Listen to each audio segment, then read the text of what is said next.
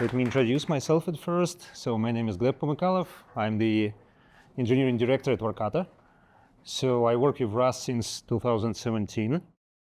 Well, I also spent a couple of evenings creating releases.rs. Probably some of you know this website, so I found it hard to learn what changes are going to happen in the next version of Rust. So this is kind of a small website which compiles this. So yeah, several words about Workato. So Workato is a company. We are working in the area of IT automation. So we basically build a platform which helps IT department and maybe some other departments to build automations using like different cloud services and internal services of Workato, maybe on-premise connections and things like that. We are focusing on large enterprises.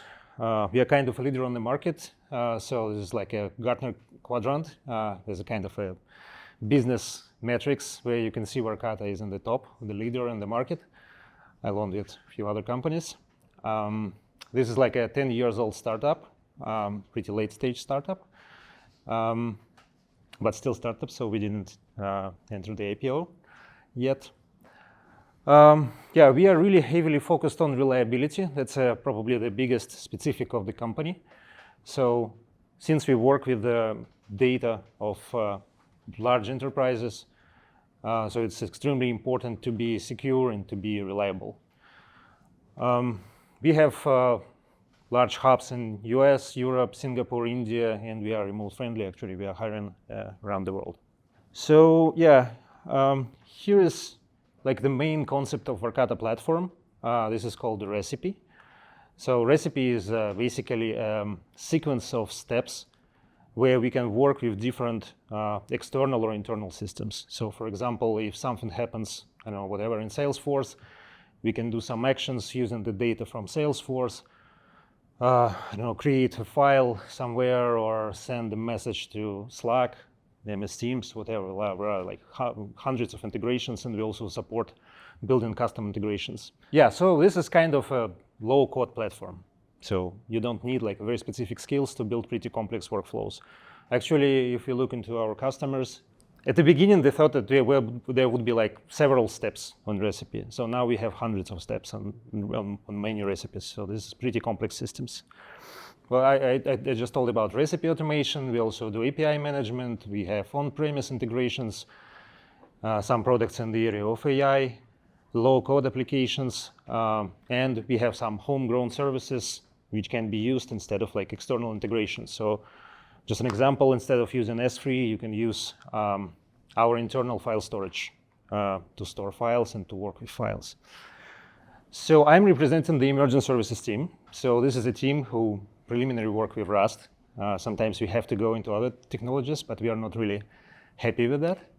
So yeah, the team was formed like 2.5 years ago.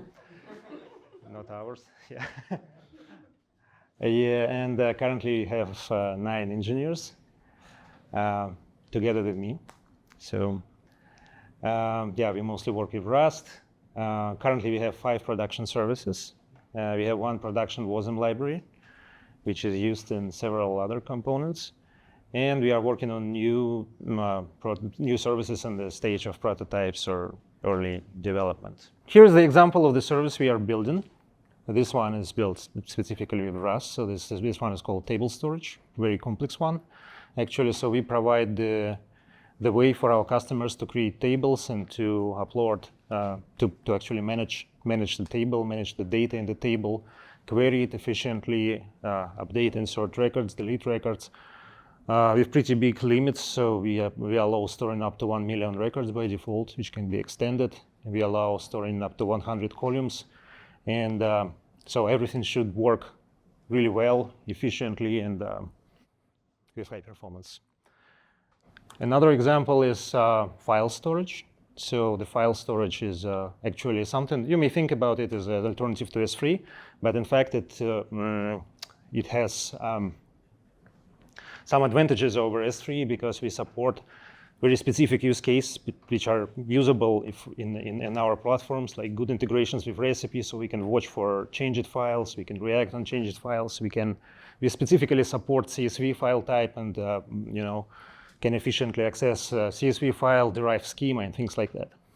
So our goals when we build our service, they basically comes from limitations and specifics of Workato.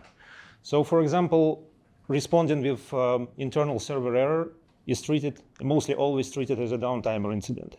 Sometimes we have requests from our customers which go to support to actually investigate why, like several weeks ago, we had one erroneous response by our services. And we go to logs, we have to provide the RCA for that, and this kind of problematic. So we can't just be, so we should be very careful when building our services. We should treat, reliability very seriously. Well, in addition to that, we should still drive innovations in the company. So actually, our team is responsible for building most of technical innovations in Workato. So others are mostly dealing with existing long-running platforms, but we are building a lot of new products.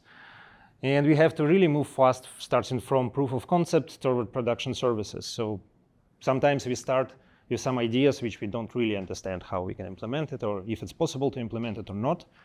We start from POC, then check if it's possible, and then we go and move it towards production. We focus on high performance and scalability, and really another important aspect of it is security. So actually, security requirements are very serious in Workato because we work with customers' data, and customers are not just some user, but it's actually a large enterprise which have really critical data stored on the platform. So we have to encrypt. We actually have like a special system to manage keys, hierarchy of keys. We should encrypt all the data we store, like permanent data. And this is a lot of pain to implement this. So I would like to, based on this experience, very specific experience, I would like to share some best practices which we think really reasonable for most of Rust developers who want to deliver code to production and deal with it. Yeah, so this is basically a very first step which I suggest to anyone who wants to build the service and deliver it to production. So enable LTO and change the memory allocator to gmalloc. So this is basically a very cheap way to improve the performance of your code. Another important thing, especially if you are dealing with multiple repositories, is to share the code. So you should never repeat yourself, right? So if you share the code, it actually provides you the way to move really fast. So this is a real example of one of our dependency in one of our products. So we have a repository called Workato Common, where different features actually represents different capabilities which we can enable for the product. So here we enable like things specific to server, HTTP servers, APIs, entities, Redis, and things like that. So another important concept which I suggest to use for most of you is to build self-documenting code. So this is the example of, so we use POM web server. So it's not that popular as Axum, for example, but the real good thing about it is that it can generate the open API specifications from your types. So you define Rust types and it generates specs for you. So this is the example of such type with a derive object, and we define the type. It will translate to OpenAPI specification. So anyone can then use Postman or other tools to do the queries according to the schema. Another example of self-documenting code is to use CLAP. So yeah, probably most of you know what CLAP is, right? So CLAP is a tool is a crate to actually generate a command line interface for your application. And the good thing about it is that it can work with environment variable, and it provides the way to document your command line interface for the user. So this is the help. Actually, you call like spawn with help, and we have all the options which we can pass to the application. So for example, we use this to automatically identify changes between versions. So we just take the previous version, and then we release the new one. We compare these helps, and we see all the changes in the public interface of the application. So it really helps with planning the releases, and it always helps when you actually run this somewhere, right, in the Kubernetes or whatever it is. Yeah, let's move on to other aspects of it. So more about code. What we came up with is that it's really helpful. Actually, it was mentioned in the previous presentation also. It's really helpful to have different layers of types. So for example, let's imagine we want to accept a document from the API call, then work with it somehow, and then store it into the database. So instead of having like just a single type document and implement serialization, deserialization on it, implement some business logic on it, and implement some OpenAPI specification on it, instead we built 3 types. So the first type is API document. So it is built specifically for POEM and specifically to build OpenAPI specification. So there could be some, specific things which you have to cover to make it compatible with OpenAPI. So it may not be completely like nice enum in terms of Rust or things like that. When you work with this data, with the document inside your data, inside your functions, inside all your internal layers of business logic, prior to that, you convert from API document to data document. It's typically a failable conversion because it can return some errors. Some types are not compatible. So for example, here we can see that document name, typically when you write the production code, you need to introduce some limits. So name is probably limited. It's not like megabyte in size, right?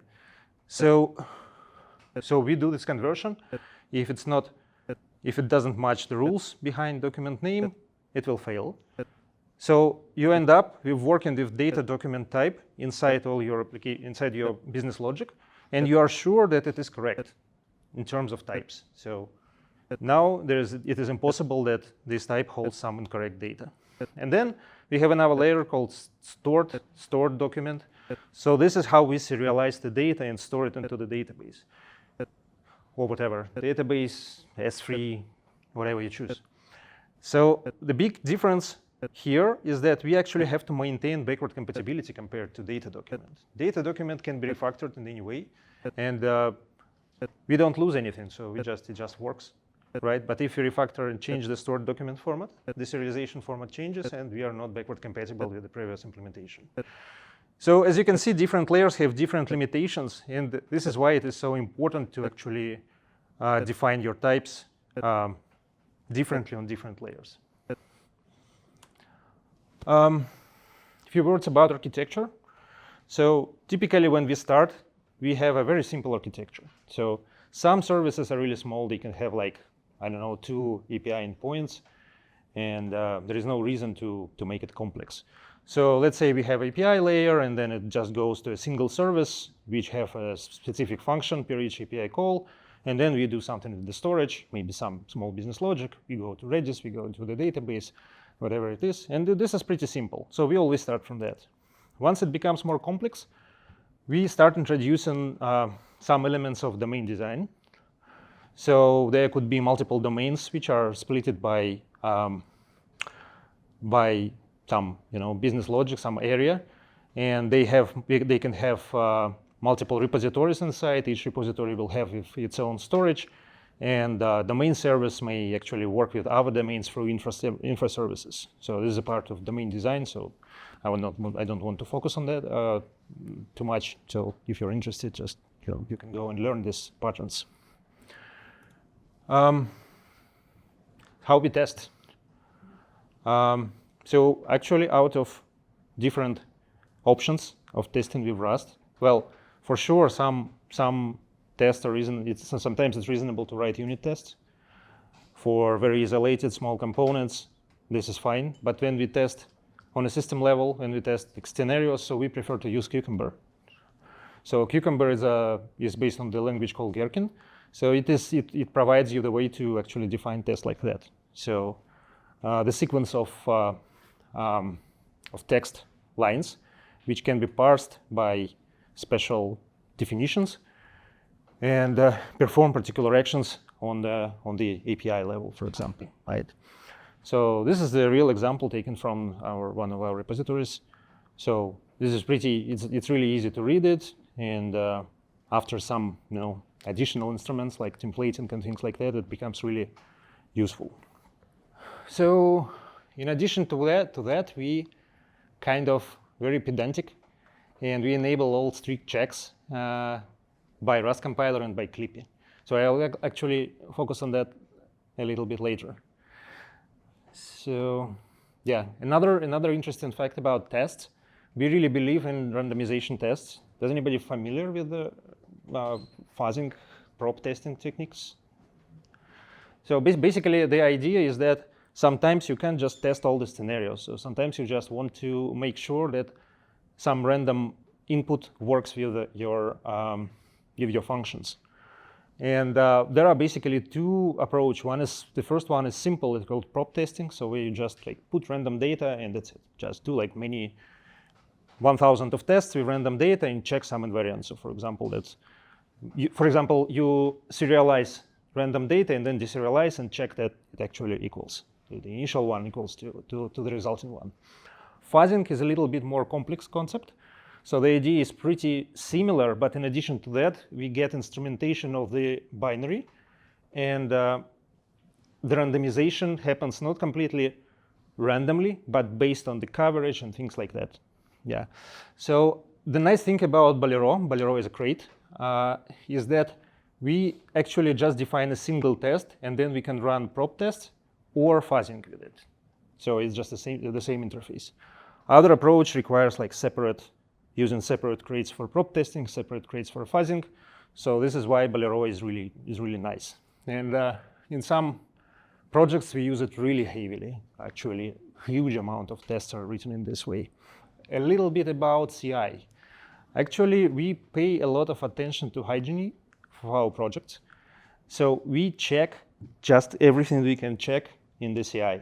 So here are examples. So cargo format we use nightly because of some unstable features. Clippy, check for typos. Running benchmarks in CI, running load test in CI, enforce conventional commits for commit formats. For release automation, we use Git Cleave, nice tool built in Rust community, right? Built in Rust. So we actually built changelogs with it. We have new service template stored and tested each time, and which can be used with cargo generate. We check for unused dependency with cargo UDEPs. We check code coverage with LLVM conf. We do security check with cargo audit. Other type of lints, whatever we use, like Gherkin lints, what else, some Python script lints, whatever is possible, so we test everything. Another useful tool I didn't mention here is cargo hack, which actually support running different cargo commands with different feature sets, different combinations of features. One of the well-known problems in the Rust world is compilation time. Actually, we find it very interesting because in terms of compilation time, we have very specific part of the team who are always unhappy with compilation time. Others don't care. So I don't know why it happens, probably some specific about the characters of the person.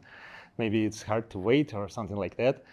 But generally, so this is the hack we do to actually speed it up a little bit in the local development. So basically, it's Ccache, a nice project by Mozilla. So we can run it even locally, so that at least, for example, different projects reuse the same compilation artifact or the same version of crates between each others. And another good thing is to use LLD as a default linker. So actually, LLD is faster than default one. So LLD from LLVM. Ccache is also enabled on all CI checks. So it really helps it actually speed things up. So we love Rust. Actually, we are very happy with this programming language. So we don't feel anything bad about it. So typically people say yeah, it's good, but there are some problems. Probably we will deliver slow and things like that. Actually, we don't see anything like that. Actually, we see that we are pretty fast. We are faster than other teams. We deliver good quality code. we don't face issues with borrow checker. Mostly we never deal with it, to be honest. Yeah, but there are some things which we can think may be a little bit better. And I think it's my opinion. So I think we can make it a little bit more stricter. Actually, the best characteristics of Rust is about strictness. So each time we soften this, we end up with issues. So here are real examples. This one is not real. That's a buggy piece of code. So we have a struct called flag. And inside there is a field on, which is Boolean. And we have a function which switches the flag from true to false, from false to true. And then we change it 3 times in the loop. So you see where the bug is? Yeah. How do you think? Will it compile? Yeah. Yes, it will compile. Actually, it compiles, but after changing the flag 3 times, it's still the same, right? Why is that? Let's change the code a little bit. It's mostly the same, but we removed the copy, right? Copy trait from it. It's not longer compiles. And actually, the error message is pretty clear, right? We moved the flag into the loop, into the first iteration of the loop, and we can't use it after that. Actually, it properly figures out what is the issue here. So we removed copy and get a more correct version of it. So after that, it's easy to fix, right? So we shouldn't capture flag into the switch flag and take the mutable reference to it and change the reference, right? So the result is correct now. So what we see, actually, that's a very interesting one. So copy versus clone. So copy means that the type can be copied in a sense of like memory copy, byte copy, right? Clone means that type can be copied by some custom implementation. So it makes sense to say that the type is copy just to actually show that it can be copied in a sense of memcpy, right? But it changed the behavior, which is not good.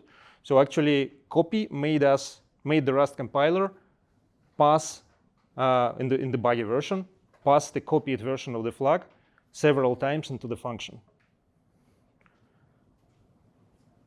So it seems like this is the example of not very strict behavior. Actually, what I think could work here is that if we introduce the copy keyword into Rust, so that instead of implicitly change the behavior for copy type from move semantics from move to copy, we could signalize that we want to copy this value instead of moving it. Well, this is one example. Let's go to another example. Silent errors, which is actually based on the real incident.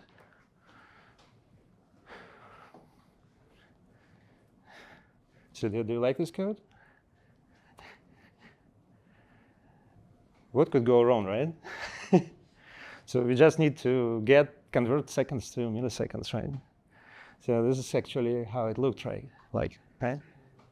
It was I32, which is not a big integer, right? So it's limited. So when we multiply by 1,000, we actually end up overflowing. And this data, this actually retention milliseconds, it went to Kafka, to librd Kafka, which requires string. So, and librd Kafka also didn't validate that.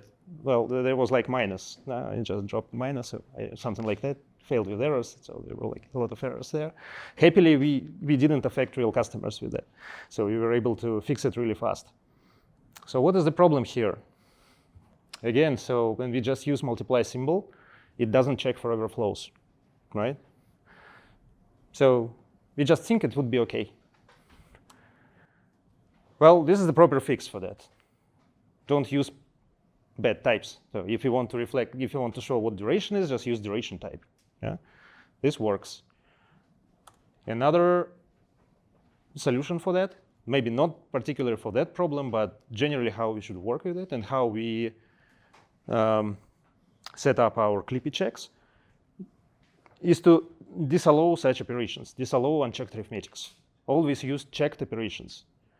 Because of that, so because we don't know when data will be overflowed. So if there is overflow, actually you should make decision, return the error or panic.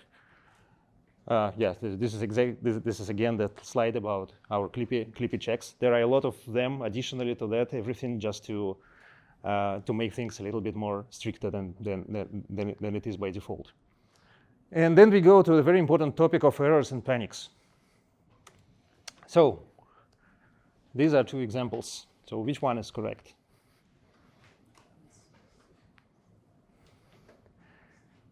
Both. Both are correct. Yeah, both are correct. So actually, it's hard to say, and we have like a lot of holy wars inside the team about that. So do you expect your Rust object failed is unable to serialize? It's like, okay, you want to respond with the data to the customer, and you can't serialize your data. Yeah. Yeah? 5 minutes, okay. Yeah. So it's very important to understand when to panic and then not to panic. And this is the interesting, like, documentation from the Tokyo mutex. And actually, it's not the only structure. It behaves like that. Each time you catch the panic, you may leave the data protected by the mutex in an inconsistent state. And it happens not only in mutex. So actually, panic is a very critical situation. You should never treat panics in Rust as exception. So it is like something which actually should lead to graceful termination of the application. That's how we work in our code. So because we don't know what is the end state after panic happens. That's a very critical situation. That's a fatal error. And panic should be treated as some broken guarantee, contract, or invariant. Something really deep, something really critical, which we expect it should work. So here are examples. Let's say we create a channel and we want to guarantee that we never get invalid data. So for example, here we create a channel, and if we receive buffer size 0, it's an error. We can return panic, or we can rely on type safety here. So we can pass non-zero usize instead of usize, and we automatically fix the problem. It's impossible to pass 0 here, right? So this is always preferred. So always choose type safety over panicking. If you face some situations with impossible scenarios, so for example, we checked here that the length of the vector is 2, so we are sure that we can take the first and the second element from the vector, right? So just try to point where the check is, right? When we define expect here, make sure you point, like, make sure you prove the reason why it should never panic here. Another alternative here is to try to use pattern matching if it's possible. So here we try to convert our vector into array of size 2, and if it converts, then it's okay. Otherwise, it's an error, right? So this is better than use any sort of unwrapping. So basically, when to panic. If some operating system or hardware expectations are unmet, you can panic. Functions input expectations are unmet. Prefer type safety, otherwise, depending on the situation. If in your opinion there couldn't be error by design, then prove it. Prove it in the code. Write the documentation or do something else to prove it. If you verified something prior to calling failable functions, point to the code where a check is performed. Yeah. Sometimes matching errors may be hard. So this is the example of the real code. Actually, we don't use any how.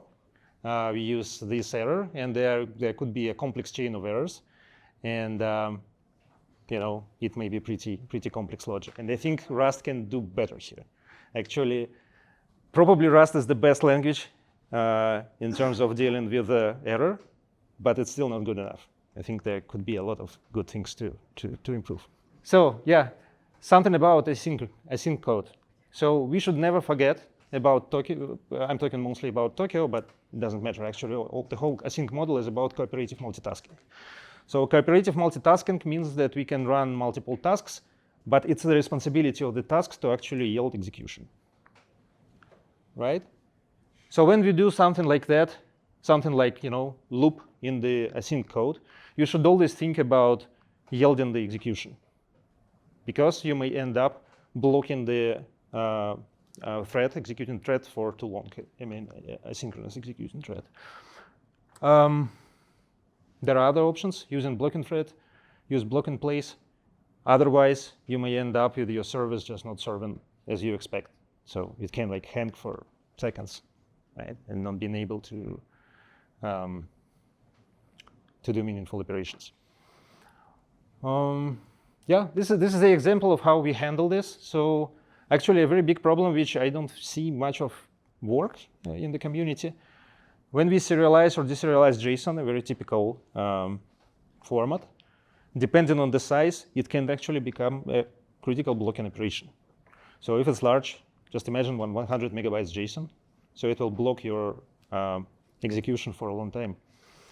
So sometimes you shouldn't just serialize or deserialize in line, but put it into the blocking thread.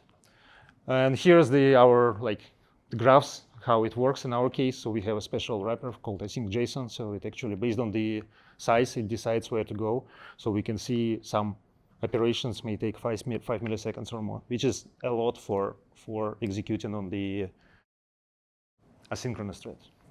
Yeah. Yeah, that's it from my side. Yeah, thank you.